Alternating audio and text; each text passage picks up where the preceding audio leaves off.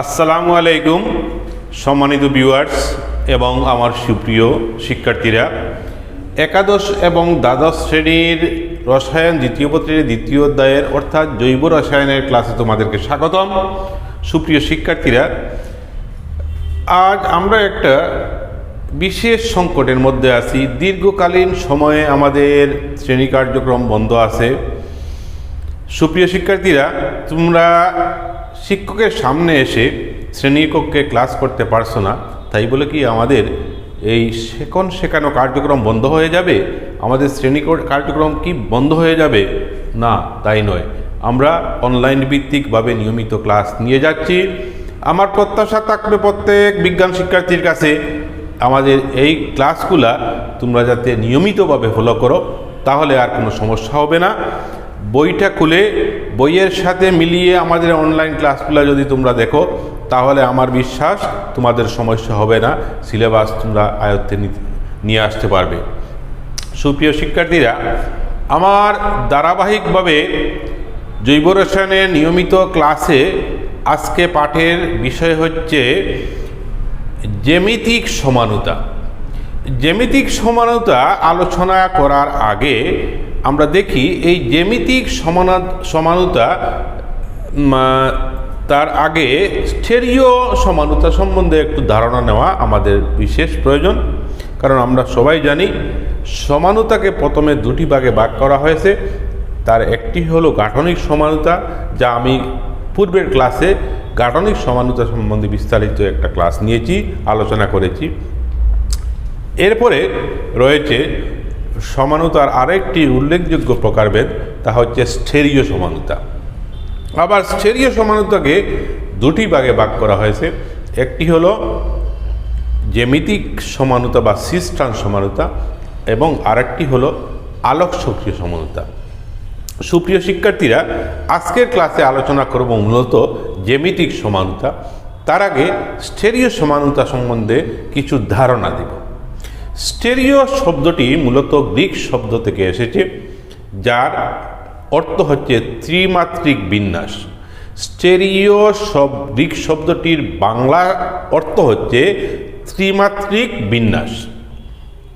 তোমরা লক্ষ্য করো হোয়াইট বোর্ডের দিকে, আমি স্টেরিও সমানুতার সংজ্ঞাটা এখানে দেখিয়েছি প্রথমেই, জ্যামিতিক সমানুতার আগেই।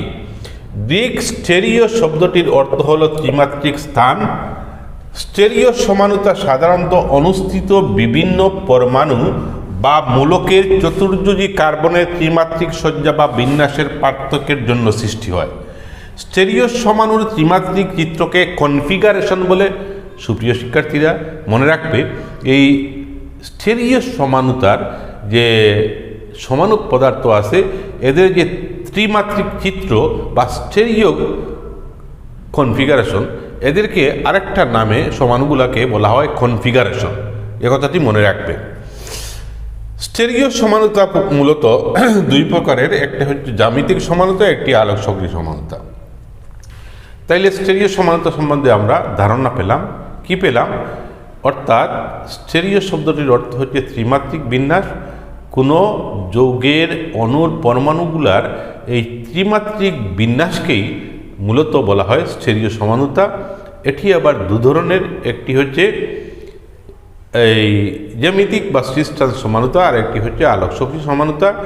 এই স্টেরিও সমানু যে পদার্থগুলো আছে, স্টেরিও আইসোমার যেগুলো আছে, এদের আরেকটা নামে অভিহিত করা হয়, তা হচ্ছে কনফিগারেশন। কনফিগারেশন এই শব্দটি মনে রাখবে, কারণ সামনে বারবার পাবে তোমরা। এখন আমরা চলে আসি আমাদের মূল কথায়, মূল আলোচনায়, অর্থাৎ জ্যামিতিক সমানুতা বলতে কি বুঝি। এখানে হোয়াইট বোর্ডের দিকে লক্ষ্য রাখো, আমি এখানে লিখেছি, যেসব জৈব যৌগের কার্বন কার্বন দ্বিবন্ধনের অক্ষ বরাবর মুক্ত আবর্তন সম্ভব না হওয়ায় ভিন্ন কনফিগারেশন যুক্ত দু ধরনের যৌগ অণু সৃষ্টি হয়, তাদেরকে জ্যামিতিক সমানুতা এবং এরূপ যৌগের ধর্মকে জ্যামিতিক সমানুতা বলা হয়। আচ্ছা, না, যৌগ অনুসৃষ্টি হয় তাদেরকে জ্যামিতিক সমানু এবং এরূপ যৌগের ধর্মকে জ্যামিতিক সমানুতা বা সিস্টান সমানুতা বলে। এখন দেখো সুপ্রিয় শিক্ষার্থীরা, জ্যামিতিক সমানতার এই সংজ্ঞাটা আমি তোমাদেরকে আবার বুঝিয়ে দিচ্ছি। যদি কার্বন কার্বন দ্বিবন্ধন উপস্থিত থাকে কোনো একটি, বিশেষ করে অ্যালকিন এর ক্ষেত্রে এটি হয়, এই দ্বিবন্ধনযুক্ত কার্বন কার্বন বন্ধনের যে পরমাণুগুলো আছে, দ্বিবন্ধনের অক্ষ বরাবর মুক্ত আবর্তন সম্ভব হয় না। আর মুক্ত আবর্তন সম্ভব না হওয়ার কারণে দুটি ভিন্ন কনফিগারেশন সৃষ্টি হয় বা ভিন্ন সমাণু সৃষ্টি হয়। এদেরকে বলা হয় জ্যামিতিক সমানতা। এবং এই জ্যামিতিক সমানতার যে ধর্ম বা বৈশিষ্ট্য, তাই হচ্ছে মূলত জ্যামিতিক সমানতা। এখন দেখি এই জ্যামিতিক সমানতার দুটি শর্ত রয়েছে। 1 নম্বর শর্ত হচ্ছে, সাধারণত এই অ্যালকিন জাতীয় কার্বন কার্বন দ্বিবন্ধন জাতীয় যৌগগুলির মধ্যে জ্যামিতিক সমানতা প্রদর্শন করে। এখানে দেখানো হয়েছে কার্বন কার্বন দ্বিবন্ধন একদিকে এবি, অর্থাৎ কার্বন কার্বন দ্বিবন্ধনের সাথে ভিন্ন দুটি মূলক সংযুক্ত থাকতে হবে, হ্যাঁ, যেমন এ ধরনের এবি এবি, অথবা কার্বন কার্বন দ্বিবন্ধনের সাথে এবি এডি। এই সংকেতযুক্ত প্রতিস্থাপিত অ্যালকিন জ্যামিতিক সমানতা প্রদর্শন করে। কার্বন প্রথম শর্ত হলো কার্বন কার্বন দ্বিবন্ধন থাকতে হবে এবং দ্বিবন্ধনের সাথে যে দুটি প্রতিস্থাপক থাকবে প্রতিটি কার্বনে ভিন্ন হতে হবে। আবার 2 নম্বর শর্ত হচ্ছে জ্যামিতিক সমানতার, চক্রিক জৈব যৌগ সমূহ সাধারণত জ্যামিতিক সমানতা প্রদর্শন করে। তোমাকে এক কথায় আমাদেরকে মনে রাখতে হবে, অ্যালকিন জাতীয় যৌগগুলা জ্যামিতিক সমানতা প্রদর্শন করে, আবার চক্রিক যৌগগুলা জ্যামিতিক সমানতা প্রদর্শন করে। আমি এখন 2-1টি উদাহরণের মাধ্যমে তোমাদেরকে দেখিয়ে দিচ্ছি যে জ্যামিতিক সমানতা কিভাবে প্রদর্শন করে। জ্যামিতিক সমানতা কিভাবে যৌগগুলা প্রদর্শন করে একটু তোমাদেরকে 2-1টি উদাহরণের মাধ্যমে আমি দেখিয়ে দিচ্ছি। তোমরা দেখো, আমি আগেই বলেছি জ্যামিতিক সমানতার প্রদর্শনের জন্য প্রথম শর্তটি হচ্ছে কার্বন কার্বন দ্বিবন্ধন থাকতে হবে, অর্থাৎ অ্যালকিন জাতীয় যৌগগুলা এই জ্যামিতিক সমানতা প্রদর্শন করে। অ্যালকিন জাতীয় যৌগগুলা সাধারণত জ্যামিতিক সমানতা প্রদর্শন করে। এই অ্যালকিনের, হ্যাঁ, যদি অ্যালকাইল মূলকগুলা এক পাশে থাকে আর হাইড্রোজেনটা এক পাশে থাকে, তাহলে এটি হবে সিস সমাণু। আর যদি কার্বন কার্বন দ্বিবন্ধনের দুই পাশে দুটি মূলক থাকে, একদিকে থাকে অ্যালকাইল মূলক, অন্যদিকে থাকে, অন্য পাশে থাকে অ্যালকাইল মূলক, এক পাশে থাকে হাইড্রোজেন, অন্য পাশে থাকে হাইড্রোজেন, তাহলে এই যৌগটিকে বলা হয় ট্রান্স সমাণু। এখন এই যৌগটির নাম কি হবে দেখি তো আমরা, 1টা কার্বন, 2টা কার্বন, 3টা, 4টা কার্বন। তাহলে এই যৌগটির নাম হবে সিজ বিউট, যেহেতু 4টা কার্বন, বিউটেন, বিউট 2 ইন। আর এই যৌগটির নামকরণ কীভাবে হবে, 1 2 3 4, এটাও বিউটিন, এটা হবে ট্রান্স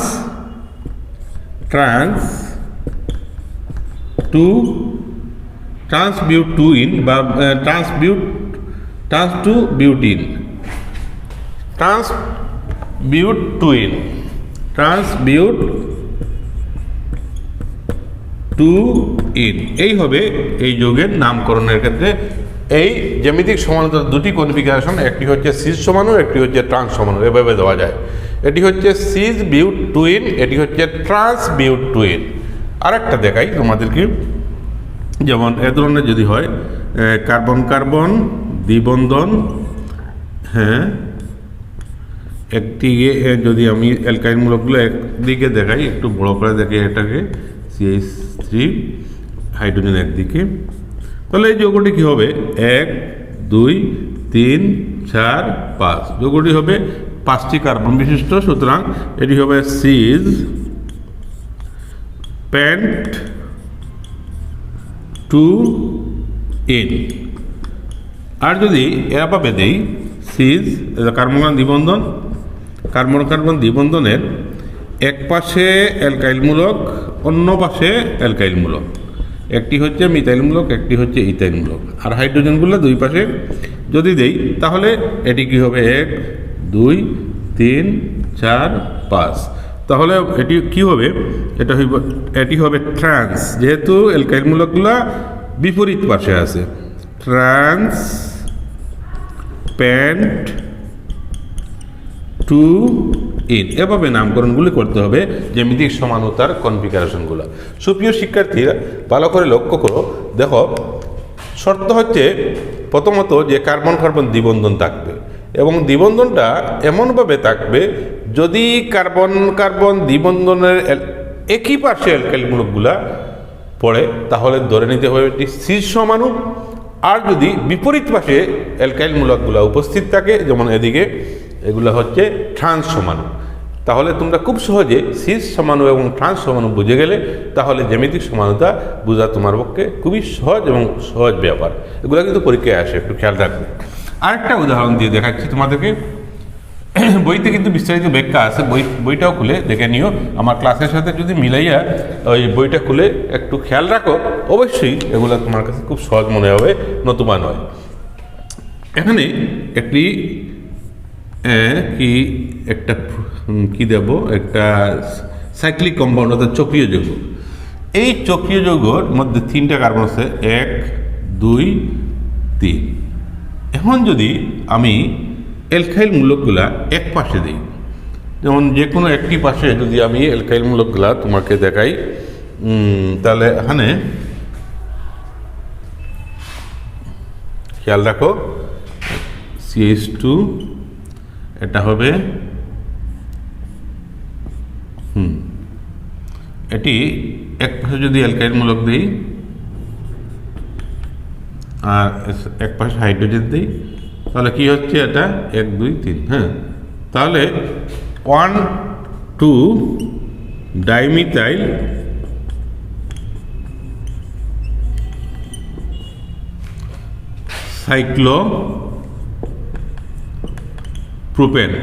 সাইক্লোপ্রোপেন, তাহলে এটা হবে সিস সমান সিস 1 2 ডাইমিথাইল সাইক্লোপ্রোপেন। কেন, এই সাইক্লো যৌগটার একই পাশে অ্যালকাইল মূলক, এটি এবং এটি একই পাশে দুটি অ্যালকাইল মূলক থাকার কারণে এটি হচ্ছে সিস সমাণু 1 2 ডাইমিথাইল সাইক্লোপ্রোপেন। তুমি লক্ষ্য করো এটি শুধু এক পাশেই আছে। আবার যদি উভয় পাশে থাকে, যেমন CH2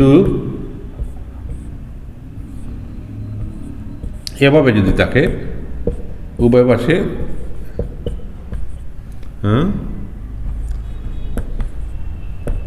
এভাবে থাকে, তাহলে এটি বলবো এটি আগের মতো 1 2 3 নম্বর, কারণ 3টে কার্বন আছে, তাহলে হবে 1 2 ট্রান্স 1 2 ডাইমিথাইল 1 2 ডাইমিথাইল সাইক্লোপ্রোপেন। যেহেতু 3টে কার্বন দ্বারা চক্রটা উপস্থিত গঠিত, সুতরাং যৌগটির নাম হবে সাইক্লোপ্রোপেন। সুপ্রিয় শিক্ষার্থীরা, এভাবে আমরা চক্রীয় জৈব যৌগের ক্ষেত্রেও সিস সমাণু এবং ট্রান্স সমাণু দেখাতে পারি, অথবা জ্যামিতিক কনফিগারেশনগুলা আমরা লিখে দেখাতে পারি, বুঝে নিতে পারি। সুপ্রিয় শিক্ষার্থীরা, এই যে জ্যামিতিক সমানতা এবং জ্যামিতিক সমানতার 3টা উদাহরণ দিয়ে তোমাদেরকে দেখালাম, আশা করি তোমরা এই ক্লাসগুলা বুঝতে কোনো অসুবিধা হবে না। আশা করি তোমরা অনুধাবন করতে পারবে। এগুলো যদি অনুধাবন করতে পারো তাহলে এই জ্যামিতিক এগুলো কিন্তু রসায়নের বেসিক ব্যাপার, আগে বলছি। ভবিষ্যতের জন্য যারা বিজ্ঞান পড়বে, বিশেষ করে বুয়েটে ইঞ্জিনিয়ারিং, বুয়েটে মেডিকেলে যারা পড়বে, এদের জন্য খুবই গুরুত্বপূর্ণ এই সমানতার বা নামকরণের অংশগুলো, জৈব রসায়নের বেসিক কথাবার্তা এগুলো। এবং শুধু তাই নয়, এইচএসসি পরীক্ষায় MCQ প্রশ্ন বলো আর জ্ঞান অনুধাবন আর উচ্চতর দক্ষতা যাই বলো না কেন, সবগুলো পরীক্ষায় কিন্তু এই প্রশ্ন, এখান থেকে প্রশ্ন আসে। তবে এটা মাথায় রেখে তোমাকে নিয়মিতভাবে আমার অনলাইন ভিত্তিক ক্লাসগুলো ফলো করবে এবং বইটা মিলিয়ে পড়ে নেবে। আশা করি তোমাদের কাছে সব বিষয় খুব সহজ হবে। এবার আমরা দেখি এই জ্যামিতিক সমানতার কিছু ধর্ম। এই জ্যামিতিক সমানতার ধর্মগুলি আমি হোয়াইট বোর্ডে লিখেছি, তোমরা একটু লক্ষ্য করো। দেখো সুপ্রিয় শিক্ষার্থীরা, জ্যামিতিক সমানতার সাধারণ ধর্ম বলো আর সিস ট্রান্স সমানুতার মধ্যে তুলনামূলক এই একই অংশ তোমাদেরকে এই 6টা পয়েন্ট উঠাইয়া দিলে চলবে। এটিও অনেক সময় পরীক্ষায় আসে এই প্রশ্নের বিভিন্ন অংশ থেকে, বিশেষ করে এমসিকিউতে এই প্রশ্নটা আসতে পারে, এবং এই এমসিকিউতে আসতে পারে, শুধু তাই নয়, এই সৃজনশীল সিকিউতে আসতে পারে এ ধরনের প্রশ্ন। তাই আমরা এদিকে লক্ষ্য রাখবো জ্যামিতিক সমানুতার সাধারণ ধর্মগুলোর মধ্যে 1 নম্বর ধর্ম হচ্ছে সাধারণত ট্রান্স সমানুর গলনাঙ্ক বেশি হয় এবং সিস সমানুর গলনাঙ্ক কম হয়। একটা উদাহরণ এখানে দেখিয়েছি, এটা ম্যালোয়িক অ্যাসিড দিয়ে, ম্যালোয়িক অ্যাসিডের একটা উদাহরণ, আচ্ছা পরে আসতেছি আমি।